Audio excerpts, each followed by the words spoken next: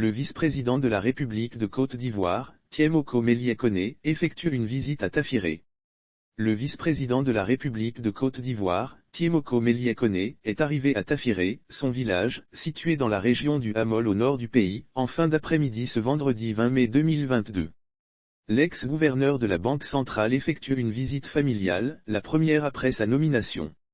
L'objet de sa visite, comme mentionné plus haut, le vice-président et son épouse effectuent cette visite pour annoncer la bonne nouvelle de sa nomination à ses parents.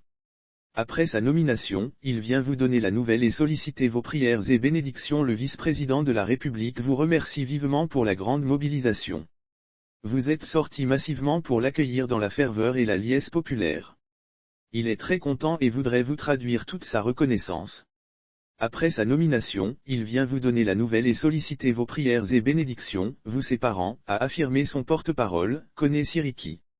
Après ces premiers mots, le porte-parole a indiqué que le vice-président aura l'occasion, lui-même, d'échanger avec la population le samedi 21 mai au cours d'une rencontre.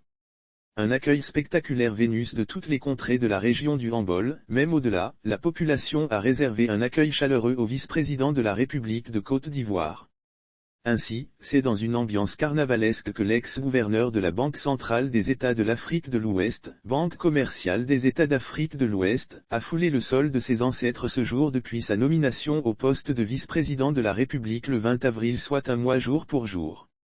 Lire aussi Côte d'Ivoire, Thiemoko Melie-Kone chez Cablan Duncan, ce que les deux hommes se sont dit. La joie et l'allégresse se lisaient sur les visages des élus et cadres, des autorités administratives et coutumières, des guides religieux, des femmes, des hommes, des jeunes et même des enfants qui n'ont pas boudé leur plaisir de communier avec la deuxième personnalité du pays. Dans toute la ville c'était la fête. Ainsi, l'artère principale de la ville était noire de monde. Avant le grand rendez-vous de ce samedi, le comité d'organisation a prévu un des animations avec les danses traditions pour continuer la fête au clair de lune.